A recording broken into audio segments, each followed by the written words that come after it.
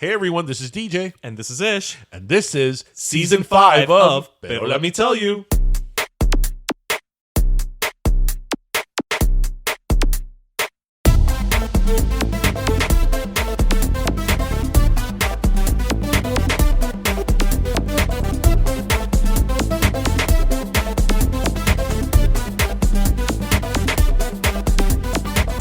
You know what I wonder is why can't they ship water to the West Coast? Like in big tanks. Well, actually, welcome to episode 219. Because I was like, I feel that's too much of a conversation for us to just have drop in a cold like that. opening and not, Yeah, that's true. Welcome That's fair. to, I was going to say to Dancing with the Stars. Yes, you see, this is the new. You thought it was going to be on Disney Plus? No, Because I was gonna actually be on reading our- something about Dancing with the Stars I want to bring up in a second. Welcome to episode 219 of Pero Let Me Tell You, Can everybody. you imagine? Instead of Disney Plus, we're now just going to be on Pero Let Me Tell You. Right.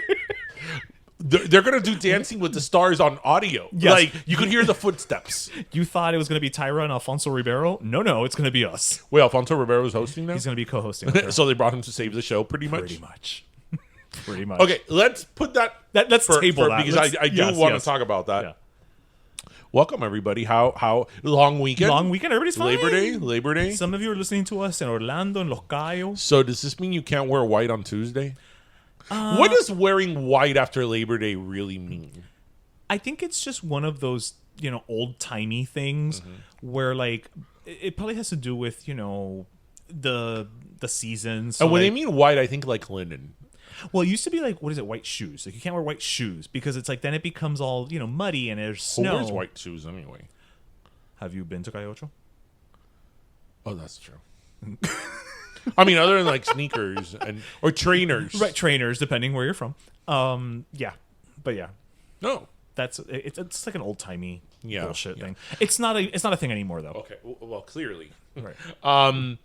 So welcome everybody. We hope you are going to have a great long weekend. Yes, or already having one if you're listening to us in the middle of the long weekend. But so happy Labor Day, everybody. I know Labor Day really means symbolic. Well, aside from it being the day of the laborer and the worker. What a hard word, laborer. What it's a hard word. What was I gonna say? I don't know. Sorry. It means that it's the end of summer for Right. most people. Symbolic but end of here summer. in Florida, that means absolutely nothing. It means that instead of 95 degrees, it'll be 93. Yeah, a cool brisk A 93 a balmy. degrees. Anyway, no, well, we were talking about water because it's been all over the news.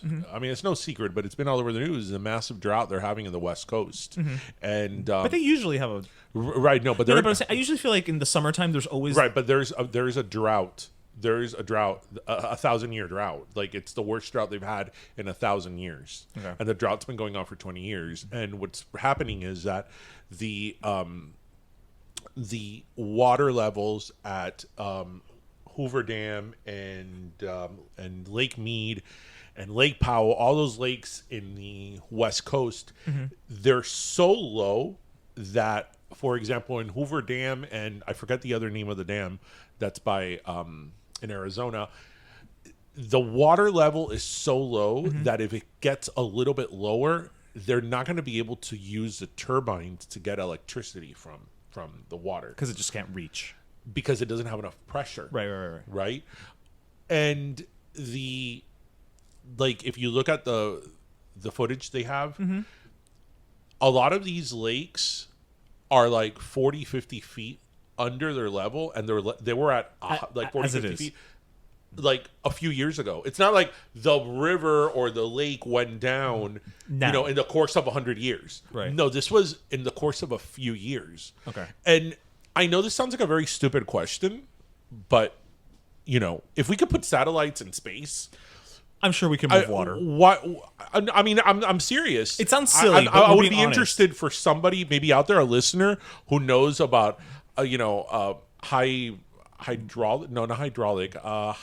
Hydro transportation? Yes, the movement of water. Yes. How because here in the East Coast we have a lot of water. We have flooding. Sí, al contrario. It Todo lo rains a opuesto. lot. isn't there a way that you could transport water from here to the West Coast? I mean, you can transport oil from Canada and tankers down a pipeline. and barrels. I mean, I'm just curious. I mean, I obviously we know nothing about this. Right. But I mean, no, there's a point there. I actually, I have for years been saying, I know we have desalination technology. Mm-hmm. Why can we not use that to turn ocean water into drinking water? I know this technology exists.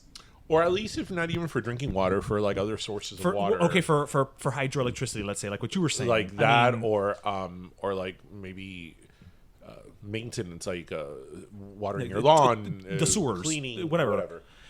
Yeah, like I know this is a thing that can be done. Why is it not being done? I don't know. Cruises do it. Yes, there you go. Yeah. And I've watched many a video of cruises. Do you know the whole thing with cruises and proprietary poop water? Carnival technology? Do you know the thing with cruises and poop water? Poop water? Yeah. So in a cruise, when you go on a cruise, and I've seen a lot of videos of this because if you guys know, I'm really into ships and ocean life. I mean, I've said that a million times. Many. And so I watch a lot of YouTube. I think I've seen every YouTube video there is about ocean liners, cruise ships. Like I know every cruise ship of every line. Like you even know the ones that are coming out. Yes. Yeah. Yes. Norwegian Cruise Line just came out with the Norwegian Prima this week. La Prima. La Prima. No, Royal Caribbean has the Wonder of the Seas, and it's coming out with the Icon of the Seas. Like these names are getting more and more like. Okay, it's a little ridiculous. Icon of the Seas. Like okay, sure. Anyway. So, which just goes to in a ship, further prove my point, guys. Nowadays, anybody's an icon. So you know what's funny in a ship? So the water from the sewer of the ship, right? What goes down your toilet, what goes down the trash, it gets processed. And on a cruise ship, they'll show you in the video like the pipe. And they'll show you that the water's black. They call it black water, actually. Well, yeah. Right?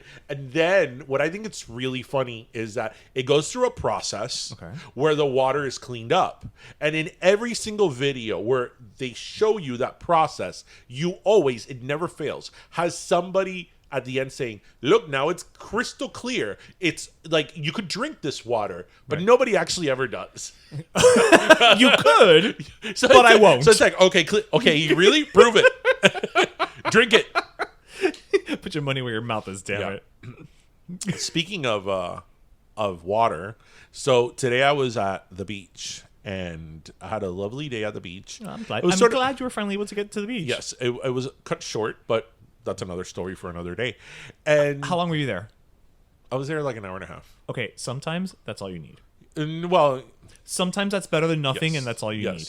My favorite time to be on the beach is what I call the magic hour, which is like 6 o'clock. Like when the sun goes down. Yeah, perfect. Anyway, so I'm there, and there was nobody at the beach today. And this lady who was in the water, not maybe a good 10, 15 feet away from me, she tells me, ¿A qué hora cierran la playa? I was like, at what time do they close the beach? How do I even answer that question? Like, well, there is an answer. It's sundown, technically, but that's not really enforced. But I was like, bueno, no, aquí de verdad no se cierra la playa. Usted puede estar aquí. Si se está a las 12 de la noche en el agua, van a venir a decirte algo. Okay. She goes, ¿tú eres cubano? And which, in Miami, that's not a question that's an assumption. Get, right? Exactly. Yeah. ¿Tú eres cubano? I'm like, sí. And she goes, yo soy cubana también, pero esta es mi primera vez en Miami. And I'm like, oh, okay. Oh, no, did she just get off a raft? No, I'm like trying to figure it out here. She goes, yo vine de Cuba hace 6 años. And I'm like, you came from Cuba 6 years ago, but this is your first time in Miami. I'm like, you don't strike me as a Jersey Cuban. And Cubans don't migrate to Jersey anymore initially. That's true, right? Unless there's family. Right. So she's like, no, yo fui de Cuba a Madrid. I'm like, so tú vives in Madrid. So we started talking about Madrid. Right. And she lives in Madrid. She lives in Madrid. Okay. Right. And how I was like, I love Madrid. It's like one of my favorite cities and whatever. I'm like, do you watch Pasapalabra? You know? And she's like, yes, whatever. And we was talking about Corte Inglés and all that Madrid, banter.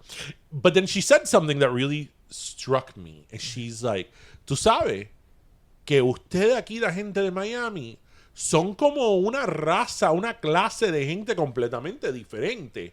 And I'm like, Sí, qué yeah, sentido? yeah. Right. And she's like, no, porque es una mezcla de cómo ustedes hablan y de la forma que se expresan.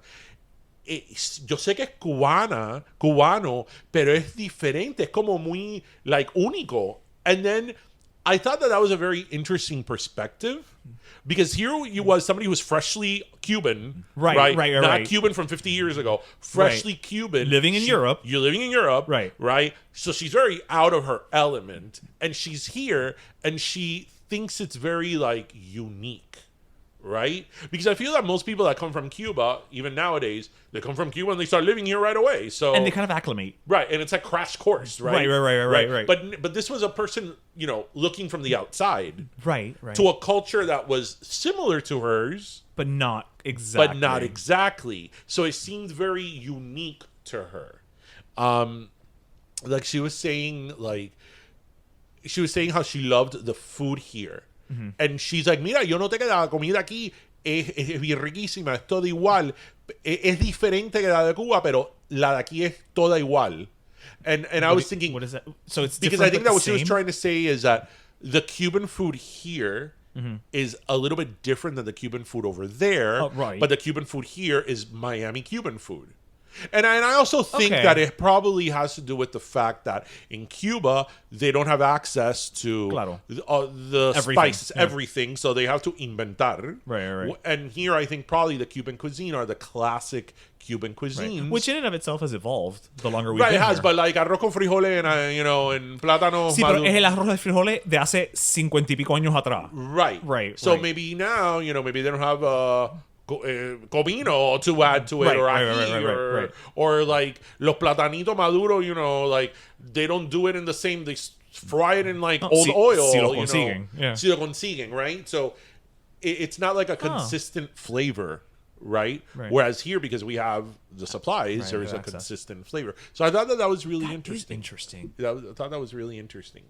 But it's not inconsistent with what we already know, that like Miami, even if it's and it's not necessarily true to only Cubans, to whatever your heritage and background is, it's very unique. It's very its own sort. Hence our T-shirt. And our accents. Our T-shirt that ended up in a museum. Who knew? White, black, Asian, Native American. No, they're Miami. Yeah. So I was like, would you be interested in a T-shirt, ma'am? To take back home to Spain. As if to visually articulate your point. Yes. So I thought that was interesting. So yeah. That is interesting because it's something that I think we've said before, to your point. Miami, the Cuban culture that we have here is the Cuban culture tinged with nostalgia. Yeah. And so it is a Cuban culture that layered, doesn't really exist, layered with American culture. customs, right? Yeah. So it started off with a Cuban culture that hasn't existed for decades, and then we're going to layer on a whole other country. Right. Yeah. Because, for example, ventanita culture. Yeah.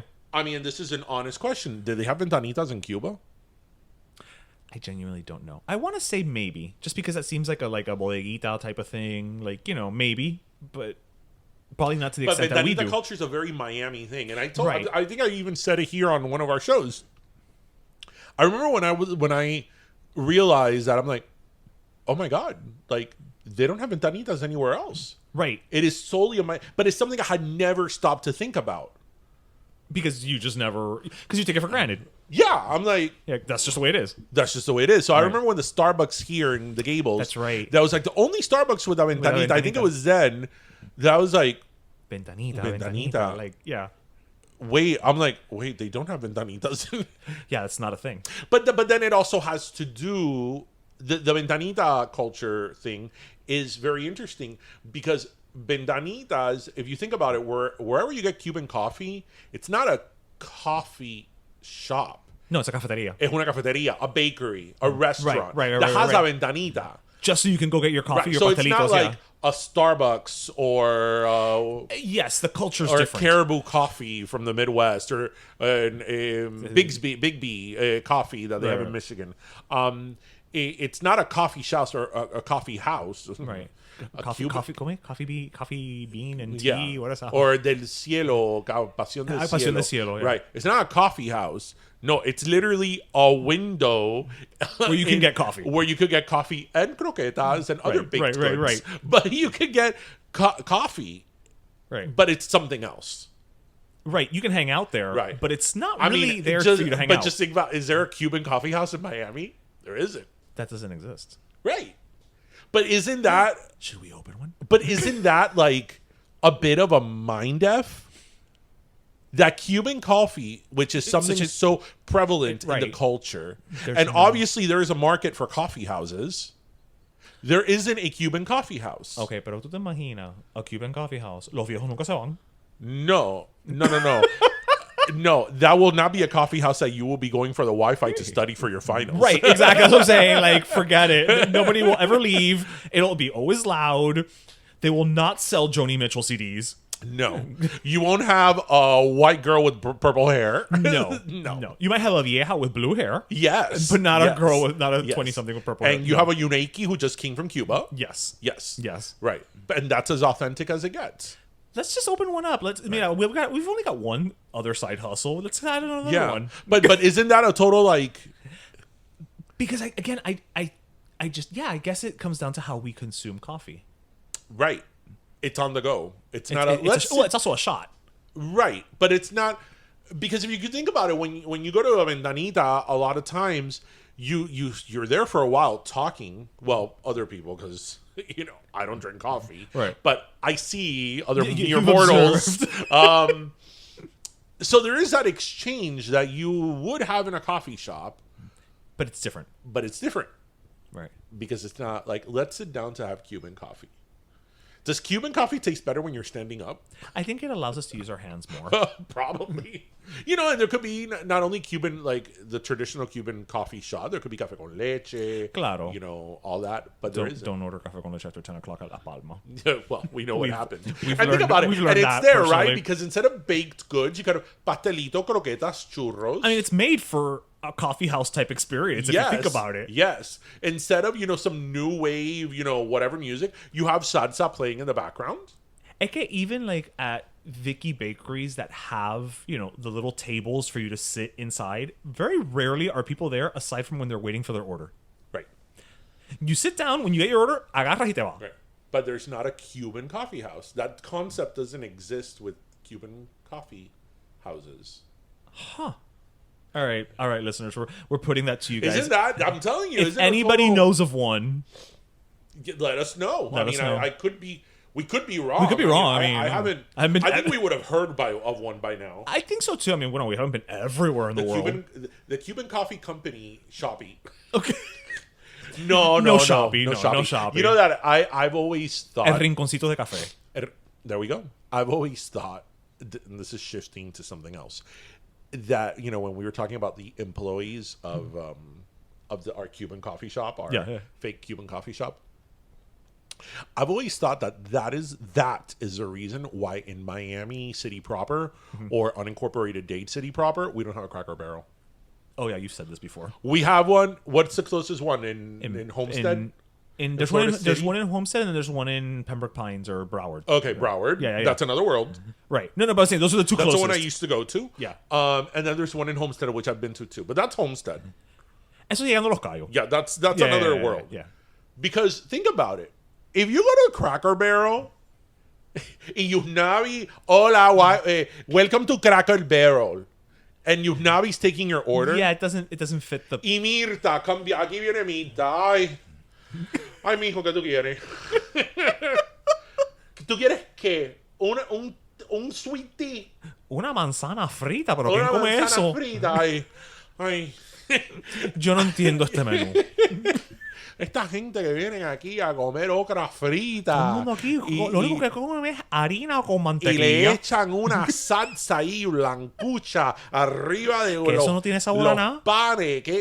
Eso lo que hace es le quita el sabor a la comida. I mean, listen, I would totally go to that Cracker Barrel. I want this to happen just for us to go see it. Yes, I totally would go to that Cracker Barrel. Can we start a GoFundMe just to start this? And I wonder what Mita and the other cast of characters would think of the general store.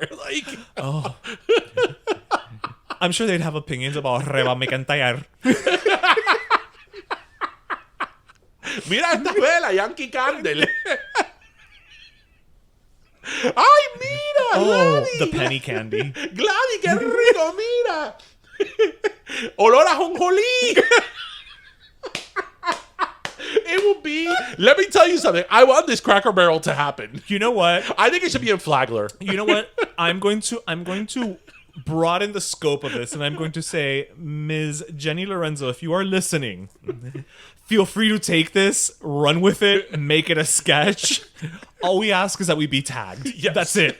Just run with it. I mean, yes, I want to go to this Cracker Barrel. I mean, in my mind, it's playing right now, and it's freaking awesome. Oh, for sure. Because you know how we always say of like, especially older Cuban women that work in service, they're always like, they've had it.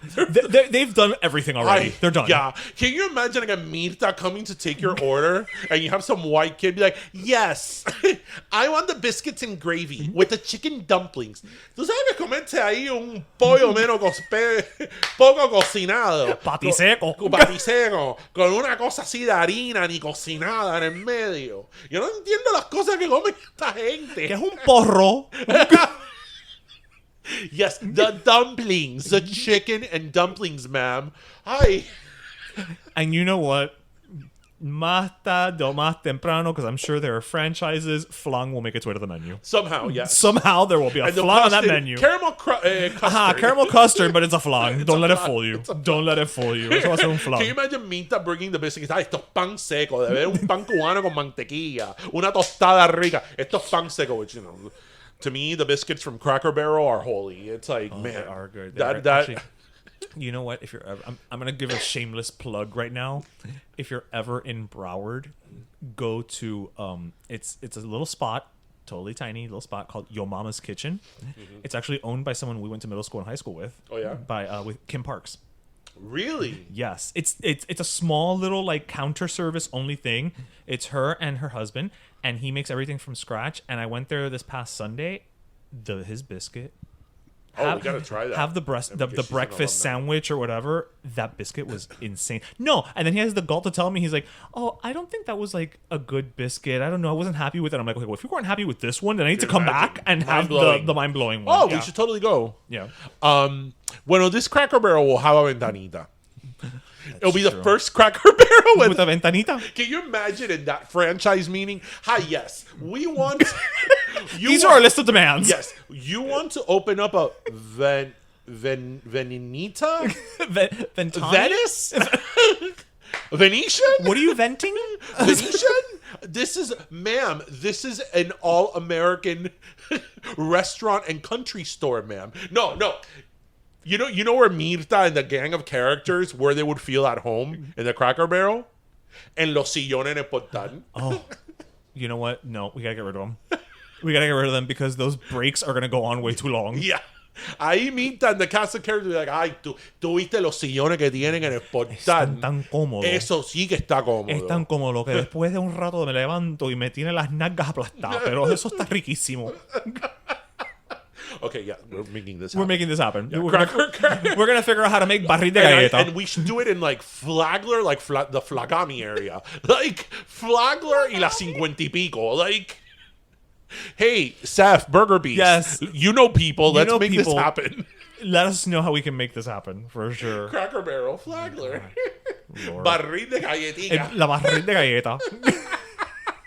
No, not galletica, because galletitas is cookies. Right, no, de galleta. De galleta de soda. De galleta, yeah. Oh, and it could be sponsored by Gilda. You totally mess with the menu. Actually, you know what? I don't think I've ever had a cracker at the Cracker Barrel. You could totally mess with the menu. Have batido de trigo. We have a special menu. We have the Cuban corner. The ethnic menu. No, the Cubano corner. The Cubano. Because that's what it would be. The Barrel will call it. Yes, the Cubano corner. Yes. That's where you have the flan, the batidos. And a Cuban sandwich and a on a biscuit. And a Cubano. A Cubano on a biscuit. On a biscuit. I would eat the fuck out of that. I would call it the Cuban American. Oh my god. Oh yeah, Danny and Rose are from Sandwich. Make this You're happen. sleeping on this, kid. We are giving Danny everyone Rose are from ideas today. Sandwich. For the 4th of July, you could have a Cuban American sandwich, which is the inside of a Cuban sandwich on a biscuit. Dale, let's call Oh my them. God, I'm texting them right now. Oh, that sounds yummy though. That sounds so good. So fucking good. And I'm picturing it with like honey butter. Yeah, of course. Right, instead of just regular butter. Yes, and it'll go great with like the saltiness of the pork and the ham. Yes. We have so many good ideas on our show. Yes. That's why we are, as Mamacita Rica Lucy Lopez would say, creatives. That's true. We are. We just created a sandwich and we just created a sub-franchise for the Cracker Barrel on air, live. So, yeah.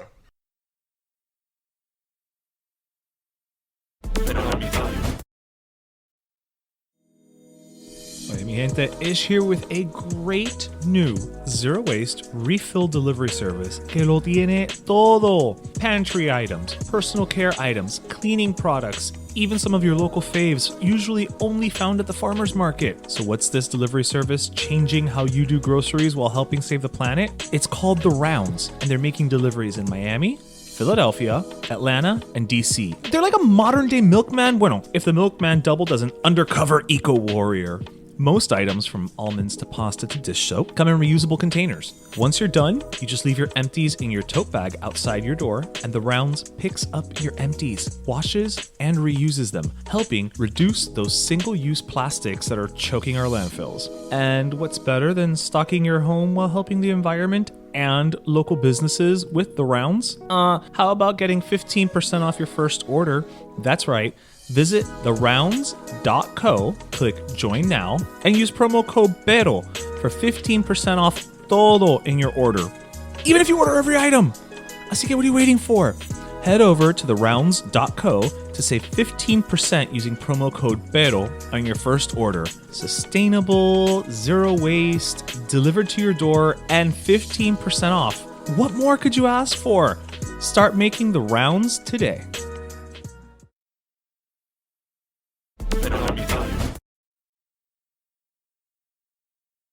Okay, moving right along. Oh God, you go move along because I gotta compose myself. This is great. Okay, so we were talking about Dancing with the Stars. Oh yes, Dancing with the Stars. Yeah. When we first, So it's coming back. I think next week. Okay, so on read Disney today the list of celebrities. Have they confirmed it yet? Because I know there's a lot of like. Yes, they have. Everybody's been I have confirmed? the list in front of me. Okay, great. When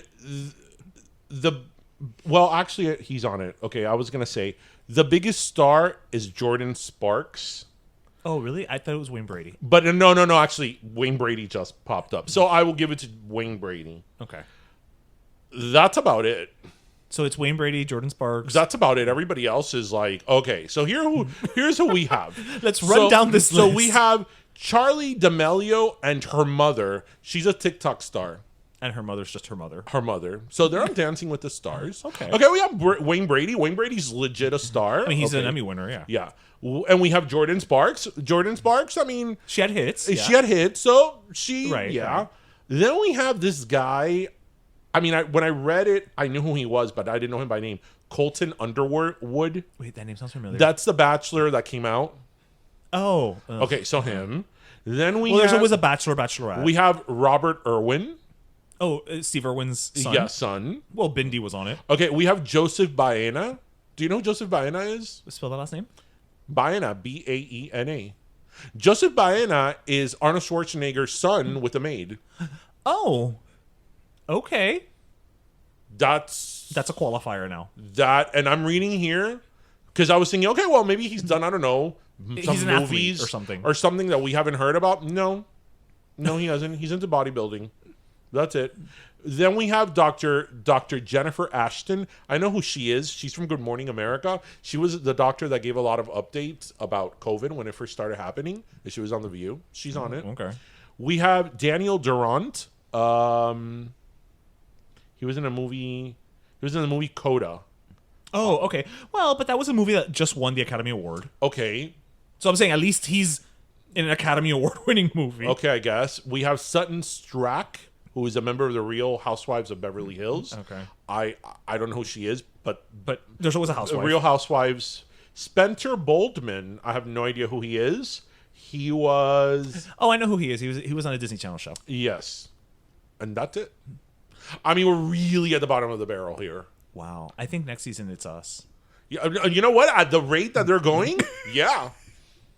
I mean, honestly... Look at my next season will be on YouTube. If I was Wayne Brady, I'd be like, this is the cast that I'm in. Yeah, and he's good. Like, I'm just gonna say, like, Wayne Right, Brady's but just aside so from the... talented. No, he is good, and everybody But, loves like, Wayne Brady. No, but I'm saying, like, he's just gonna clean up. Right. Everybody loves Wayne Brady, but I'd be like, who the... Like, what the fuck? You know, Yeah. because I feel like Dancing with the Stars, okay, yes, from the very beginning, it was not A-list people, but it's people that at one moment in time in their career, Were either were huge. A-list, Right. were huge, had something Pop culture recognizable. relevance. Right, at some point, right? That Right. you knew who they were, even Right. if you hadn't seen them in Right, 20 right, years, right. right? Pero now, it's like, pero ¿quién son esta gente? Like, again, Wayne Brady is a star, but when your biggest... stars Wayne Brady and Jordan Sparks, and everybody else is kind of like, who the hell are because these people? we're not even talking about it's Wayne Brady, Jordan Sparks, and then there's a B level and a C level. It's just Wayne Brady, Jordan Sparks, and then just Yeah, it's a cliff. yeah. Right. Like, he's Arnold Schwarzenegger's son. Yeah, I mean, I don't even. I mean, look, I get that at the end of the day, the casting directors are at the mercy of who says yes. You know, that's that's just the reality. But, dude, pony up some money. I know that the subscription for Disney Plus ain't that cheap.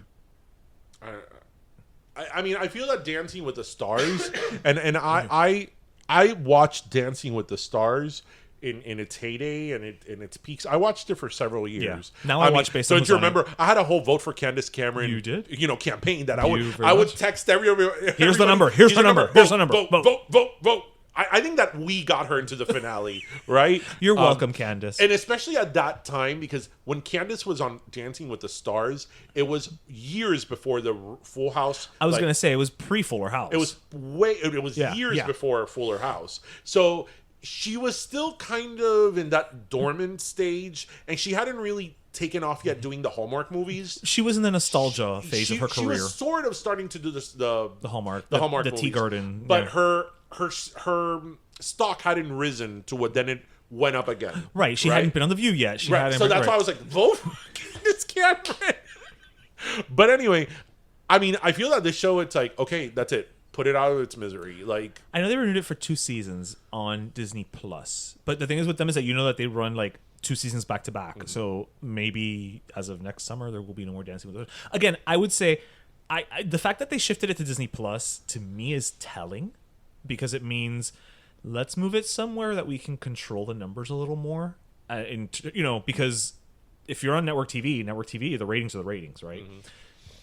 And to your point, based on this cast, I have to wonder, do they even care? You know? Yeah. It's... bring back Tom.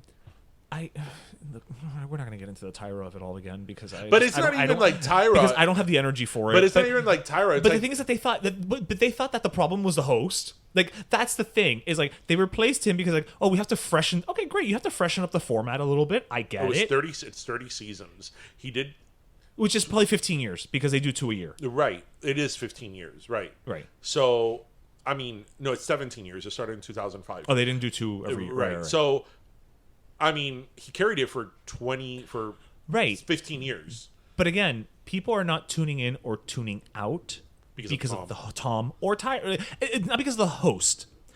It's because of who's on the show. If you have if you have names that people want to see, they will come. If you have people like, hi, I'm on TikTok and I'm her mother. Esa no es la mujer que estaba besando el tipo at the VMAs. I also feel that, like, who cares? And I could be wrong. I could be totally wrong on this. I feel that I get why they would want to put in a TikTok star, a Disney star, you need younger because it brings in a viewers. younger audience. Fine. But I feel that Dancing with the Stars skews older. Yes, but you always want to have that person there to try and bring in the younger viewer. I guess, but are 14-year-olds really watching Dancing with the Stars and voting? Probably not. No. I'm not disagreeing with you on that part, but I'm saying from a marketing perspective, I understand the reasoning. No, I get it. They're You not know, going to bring. They're not going to have a cast of old sitcom stars from the '80s. Because it's only going to be us. But again, like I feel that the Dancing with the Stars, and I could be completely off. The Dancing with the Stars audience is Kathy from the Midwest.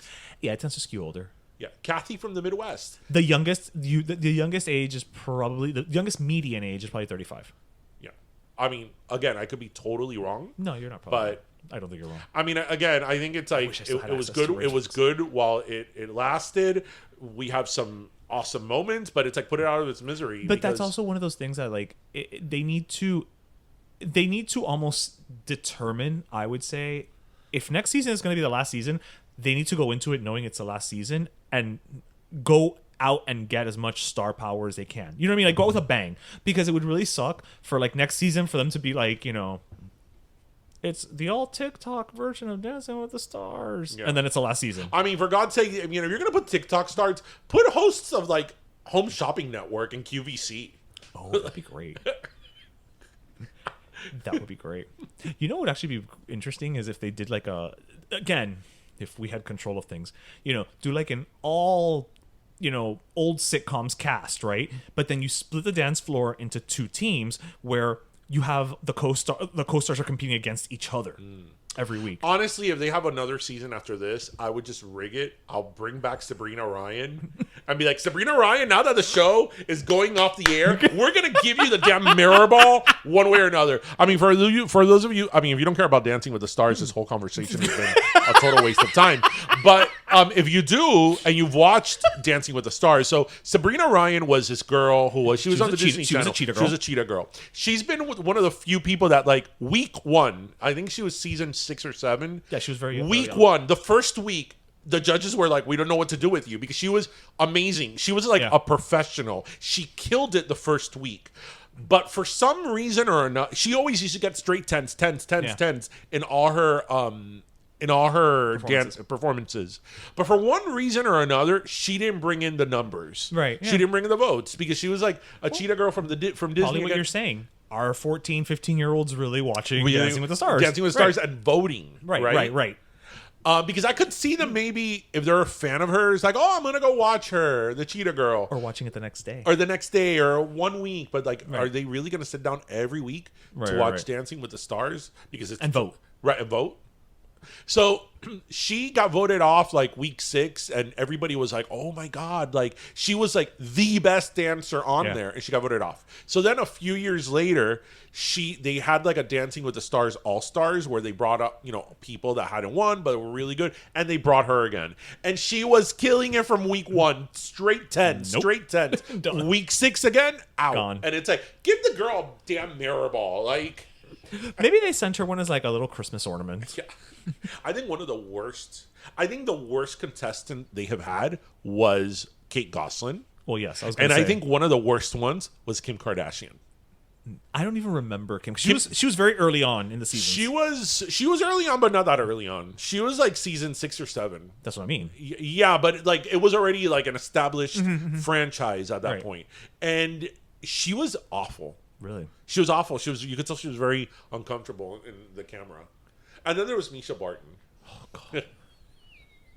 Okay, but let's move on. We're going to move on, because I could talk for 3 hours about Misha Barton and Dancing with the Stars. Enough about Dancing with the Stars. Lord. But yeah, seriously, guys, let's start a campaign. We should be on next season. Yeah. Total at this point. You know what I've told you? That, like, when they have really bad people that are from, like, iconic whatevers, it's like I've noticed that like the first week, like Billy D. Williams first week Star Wars, done. Because you're not going to be here for week 2. Like, yeah, let's just get it out of the way. We love you, but we know the reality is the reality. Just get it out of the way. Yeah. It's so funny. Did you hear about what happened on Southwest Airlines? No, but I'm interested to know now. Did somebody bring a really weird, questionable support animal? No. So apparently on Southwest Airlines, I think it was like this past week, somebody started airdropping like on their phone. Because I know you don't have an Apple. No, but I know what airdrop is. Does Android have a similar? Yeah, you could upload to the Google cloud or whatever. Okay, and then it just kind of, well, if you have your phone open to AirDrop, people can literally just AirDrop you pictures, whether you know them or not, because there's a setting that says, only accept from contacts or not, or whatever. Oh, really? Yeah. Oh, I didn't know that. This guy AirDropped pictures of his junk to a whole bunch of people on Southwest Airlines. Who were on the plane with him? Yeah. Well. Well. Happy landings to you. I don't have much more to say about this story. When they were like, when they landed and all the phones go ding. Yeah, that's what I'm thinking. I'm totally picturing like everybody just be like bling, bling, bling, bling, bling, and just like dongs coming up. Did it show him? According to the article, well, I don't know if it showed him, but it showed him. Right, well, because if it just showed the junk, I mean, they don't know. Yeah, well, again, I don't know if it. Yeah, I guess there's no way. Well, I guess they could identify him if they trace back the AirDrop. Right, no, but I'm talking about La Pena. You know what I mean? Like, Pena que because he did it on purpose. Oh, he did it on purpose. He did it on purpose. Of course, nobody AirDrops like a dick pic, accidentally. Well, maybe they wanted to AirDrop it to a contact. I don't know. I don't have AirDrop, so you don't know how it works. Oh, I honestly don't have much more to say about that story. I just thought it was like, wow, as if flying on Southwest Airlines wasn't, Do you know difficult that I enough. Never flown Southwest. Isn't that what you flew back from Vegas? No, though. When I flew back with Spirit Air. Okay, so people, this was really funny. So I for some reason thought it was Southwest. So a few years ago, we went to Vegas, and I don't know what happened that I did not book my plane ticket going over there and coming back together. So like literally the day before we were supposed to leave, I'm like, oh, let me check the confirmation of my flight, and I'm like, I don't have my confirmation. And then I'm like, oh yeah, my confirmation of my return flight. But I'm like, where's my confirmation? I had never booked. But I flew there in JetBlue. We love JetBlue. Yeah. But coming back, I flew Spirit. And I had never flown Spirit 2.0.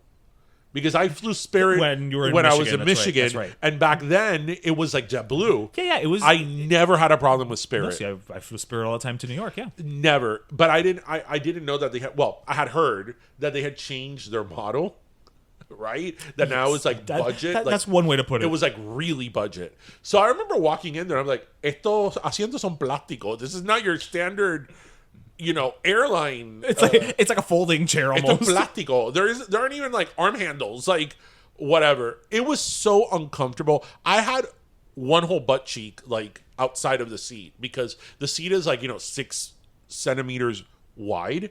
I remember it was such a long flight. It's from Vegas here, so it's five and a half hours. That I listened to the same song on repeat for 5 hours so I could be disoriented about time in terms of time, because I was in and out of sleep, and it was always the same song, so you didn't know if it was 10 minutes or 10 hours. Right on the loop, and it worked. That's how bad my Spirit experience was. Wow. That I was like, I need to trick my mind because I'm not gonna make it for 5 hours. Like I'm not gonna make it. I'll never forget that on that flight, you're sardines in a can. Yeah. I mean, you really are. And all, because it's Spirit, everybody, you have to pay for even the overhead bin. Oh, yeah. But it's much, much cheaper than checking in proper luggage. So those overhead bins were like packed, like, no. And I remember one of the last guys to get on the plane, and he was all happy. He had a great time in Vegas. He was coming in with one of those Fat Tuesday like drinks that those long things that are like 5 feet tall. Right. I'm like, and I remember thinking like, where are you going to put that? And him thinking, I'm going to put it in the overhead compartment. No, you're not. Compartment. Ahí no cabía un alfiler, let alone that thing. And I remember he carried that thing when I was in and out of consciousness. He was carrying that thing between his legs. The entire flight. I hope he was also in and out of consciousness, because if not, that would have really sucked for him. So, yeah. Well, yeah, maybe I needed to get something in my AirDrop to like maybe. So it turns out actually that it was actually done before the flight even took off. They were going to Cabo, and so the guy did it like twice. Oh, the guy wanted attention. Well, no, clearly you don't send a dick pic, if you're trying to be subtle. Okay. But that's weird because at the same time, it's like if it didn't show his face, like he wasn't going to get personal attention, right? But, it's like when a serial killer kills somebody, they know. I guess. I mean, I know it's a horrible comparison, but, they know what they did. They know that is causing people to be uncomfortable. Wow. That was a very big jump. So Yes, it was. Anyway, so ¿qué más me tiene? Well, how do we follow up a dick pic? So Buttercream? buttercream, really? Dick pic, buttercream. There's never a wrong time for buttercream. That's true. So, did you hear about the new Miami-Dade home assistance plan? I have, but let's talk about it. Dime. All right. Actually, you know what? Damn it! I thought I had notes on it, and now I can't find them. This is live podcasting. This is live podcasting. Welcome to Pero Let Me Tell You. I am your host, DJ. While Ishmael's going through the guy's dick pic from his airdrop. All right. Ishmael was on that flight. Here we go. Yeah, there was so many airdrops on my phone. It's just ridiculous. Why didn't I delete them, you ask? Better not to ask. So, this week, the Miami-Dade County Mayor, Daniela Levin Cava, proposed that the county is going to spend $85 million to help struggling homeowners pay their mortgages and related expenses, as well as provide incentives to developers to build homes for local workers and lower-income families. So it's part of what they used to call, I think, the Building Blocks program. Yes. And it's using $13.4 million in federal fundings for emergency rental assistance. So I'm assuming that out of that $85 million, 13.4 is coming from this. What I find interesting is that it's one of those, okay, everybody can apply, but 15,000 households will be chosen. So it's like, that's a lot of money for 15,000 households. How much that it's costing? Yeah. Well, 15,000 households is a lot. I guess, yeah. I just don't think about it in terms, yeah. Yeah, because you're talking about 15,000 units. That's true, and that's probably even more people because that's just households. Yeah, you're right. Look, I take all these great ideas with caution because the problem is that ideas are free. And I really like Daniela Levin Cava. I think that so many times in the past, and this is true of every city, but here in Miami, Billy Corbin actually says something that's very true. In the 80s, drug lords used to own, you could say, the Miami government, like local government, the commissioners and all that. They had them in their pocket. And now it's not los marimberos anymore. It's developers. Yeah. Right? Yeah, that's fair. Developers do what they want. They build what they want.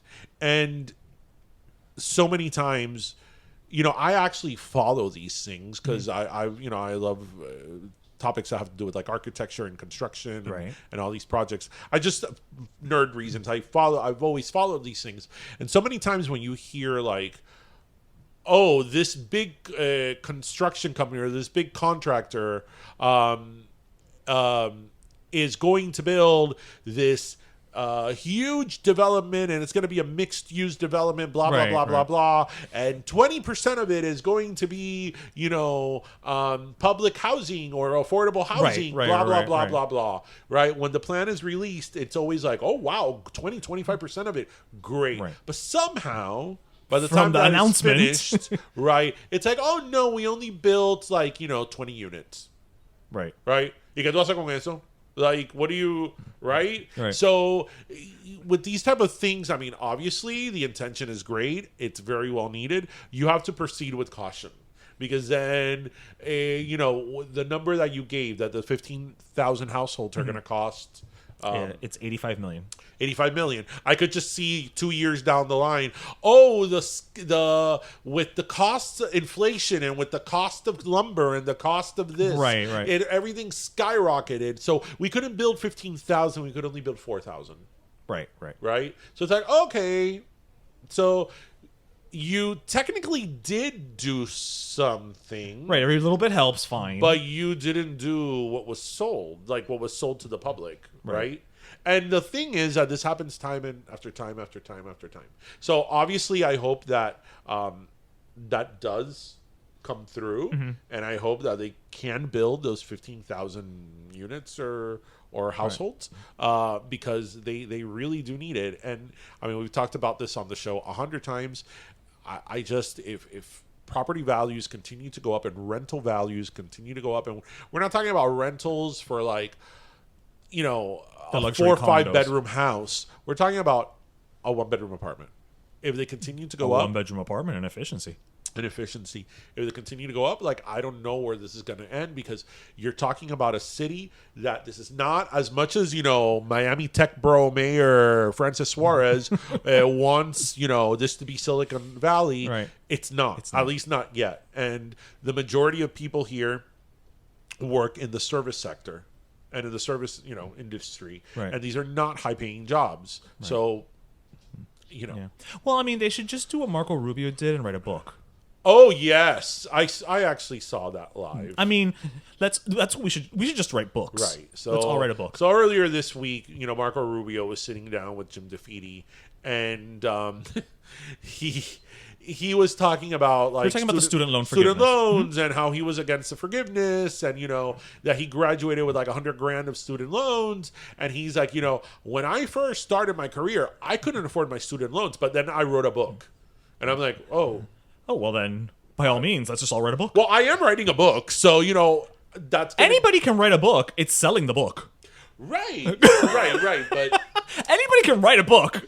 Writing know, a book is the least of it. Right, but he just said it so like, oh, you know, I wrote a book, and then, you know, got paid for my student loans. Right, with the same, you know, cavalierness as, you know, Portalita said, we'll just get more jobs. Yeah.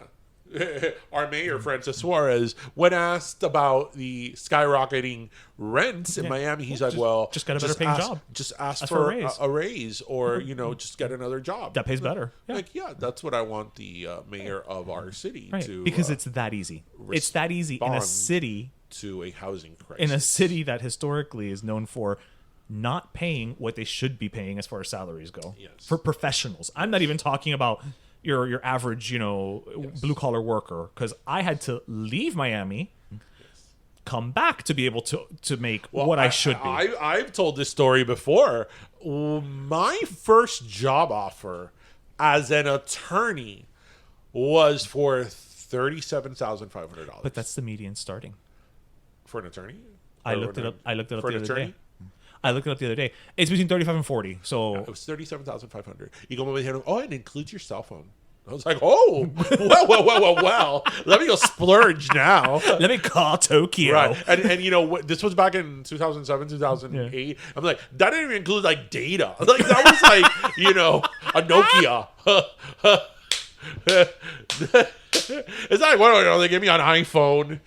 I'm going to listen to all the Spotify playlists. They give me an iPhone and unlimited data. Okay, well, you know. Right. No, this was like a Nokia. No, yeah. Yeah, I was like, oh, well.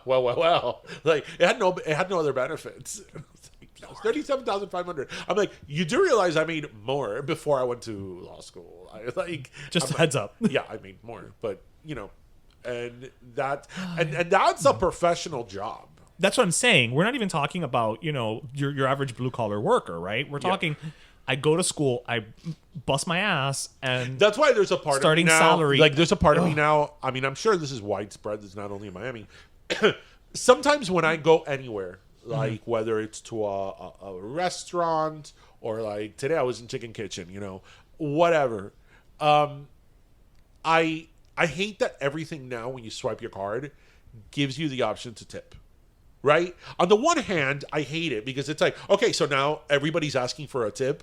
But then on the other hand, it's like, everybody's asking for a tip. Everybody because needs a tip, the way that shit is here, like, everybody needs... It's do or die. Every dollar counts. So, you know, if you have 20, 30 people come through a day, for even if it's $1, each, or a couple of dollars each, that adds up. So it's like, I get it. Like, I get it. Yeah, you know me, I'm a very good tipper. Yeah, but yeah, it's like, the person ringing me up at Chicken Kitchen, like, do I really need to give them a tip? But it's like, yeah, I do need to give them a tip. Unfortunately. Yeah. You do. Yeah. So it's a sign of the times. Wow. That's been full gamut of stories. Well, that's how we do it here. You know, first we take you to Cracker Barrel.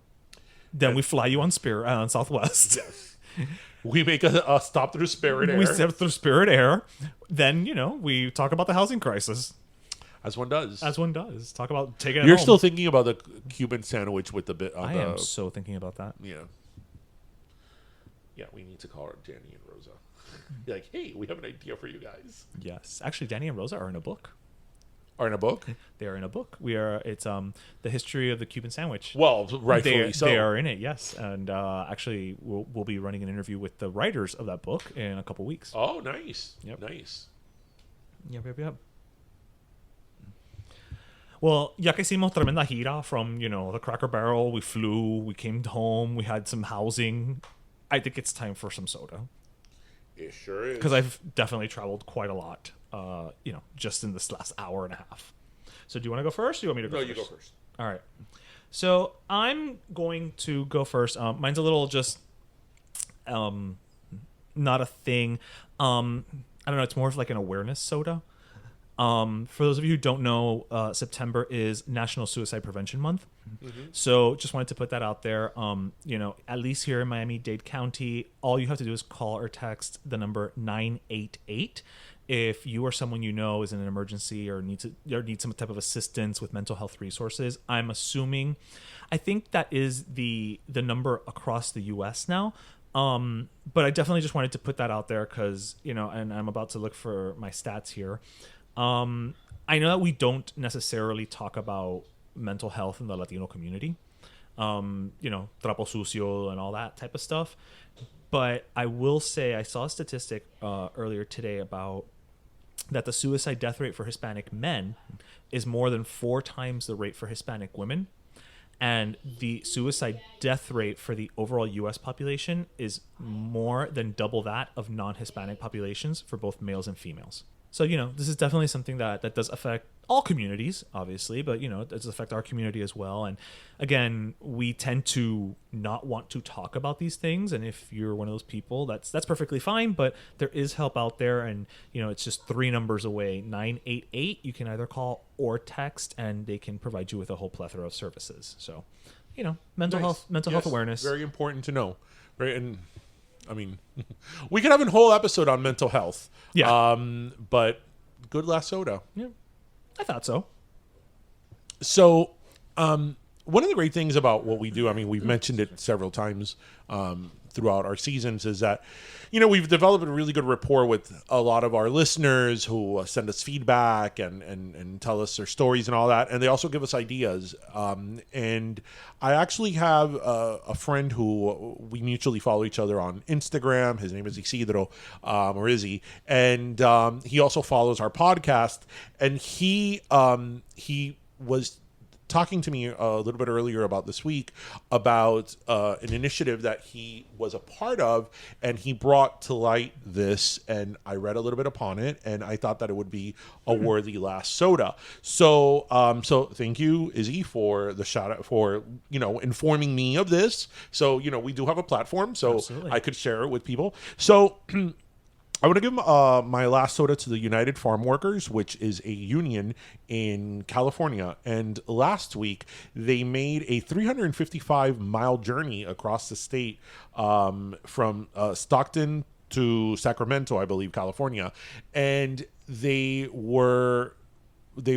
did this whole journey, this whole walk, in support of an Assembly Bill 2183, which pretty much what it states is that union members can vote in union elections free from intimidation.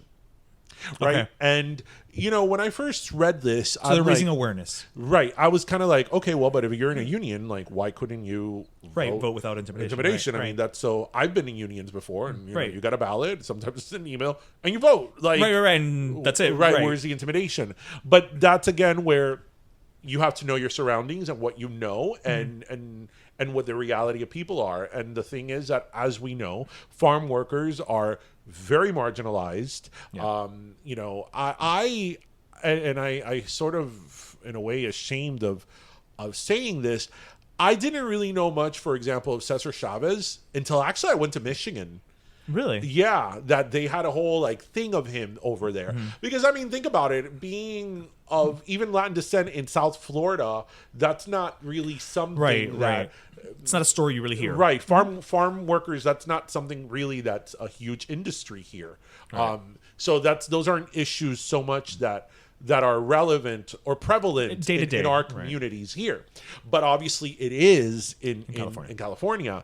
And that's when I really learned about Cesar Chavez and everything that he did in terms of the abuse that was going on with farm workers. So when I read this, it was kind of one of those things that, like, a lot of these farm workers, there's quote unquote unions, but then they are discouraged not to vote or to vote a certain way. And a lot of times they feel coercion. So it's a union in name only. Yes, almost. they feel coercion and all that. So, and I had never thought about it because I'm thinking, I'm that's not something that I'm familiar with, right? But it is nonetheless something that should be amplified. And so I read upon that, and they go through quite the struggle to just vote without the fear of coercion and without the fear of intimidation. So this is a bill that would protect them and to vote free of intimidation. And they brought the bill to the governor, Gavin Newsom, and they're hoping he could sign it. Now, from what I've read, there's been a little bit of back and forth, in terms of the language in the bill to take this off, add this in, all that. So I really can't speak about that. But what, I did want to give a last soda to the effort of the United Farm Workers, because I think, walking 355 miles in the California sun, which we know is like, you think the sun here in Florida is bright. I'm sure that California is closer to the sun than we are. Well, I mean, we're the sunshine state, but I mean... That must be why they have all those droughts. I mean, yes, because what is it? You were like, this has more suns than Tatooine. Yes. Yes. But, I mean, the last time we were in LA in 2019, I'm like, okay. There was a fire. I'm like, we're from Florida. It's not like we're from Alaska. Like, right. We are from Florida, and the sun is exceptionally hotter and brighter. And that was despite the fact that there was like ash in the sky. So even with ash, but sun... I mean, all jokes aside, I mean, things that have to do with farmers and stuff like that. I feel that farmers and that whole industry are so many times the forgotten heroes. True. Because these are people that literally the food on our plate comes from them. And these are people that so often are forgotten about, right? And many times it's because of their legal status in the US, and that's a conversation for another day. That's a different but they're so often forgotten about, and so often people don't even think about those are people that are working in the sun, that many times they don't know their rights. They don't know. They're afraid of some type of persecution. They're just trying to earn a living. They're trying to earn a living for their families. They're literally working one of the hardest jobs there are. Yeah. And many times these people are overworked. They're abused. So yes, you do need. These are people that are vulnerable, and sometimes they do need extra protections or special protections, because a lot of these people don't know their rights, and they don't know, like, hey, you can't tell me to work 14 hours a day, or make me work, something like whatever. that. Yeah. So I just wanted to bring a little bit of awareness to that. So my last soda to them. Well, there. And thank you again, Izzy. Well, there you go. So that brings us to the end of another episode before we sign out.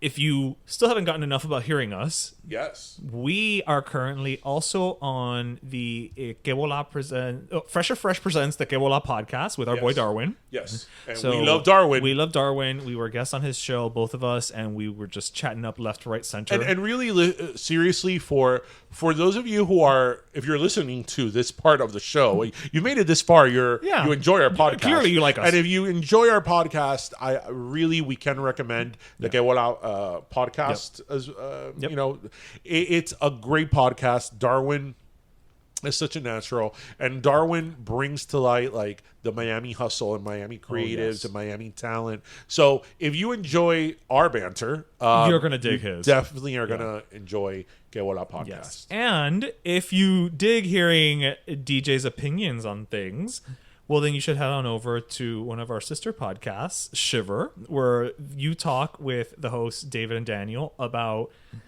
The Shining adjacent, Dr. Sleep, the sequel to The Shining, because they had already discussed The Shining, so they couldn't do it again, so they brought you on. Yes. I'm in the middle of listening to that episode right now. So what's really interesting is that one of the first questions you probably heard with that was, it's a horror movie podcast. Yeah. How were you introduced to horror? How were you introduced to horror? And I'm like, actually, I wasn't. I'm not a fan of the genre, which I really am not. Right. I mean, you may like horror movies, but you're not a horror There are horror fan. movies that I like because I like that movie, but I'm not in any means into the horror movie genre. Right. But The Shining, I'm obsessed with. Yes, you are. Like, I am obsessed with everything having to do with that movie and anything in that world. Yep. So it was great to be with them. Yeah, and you did a good job.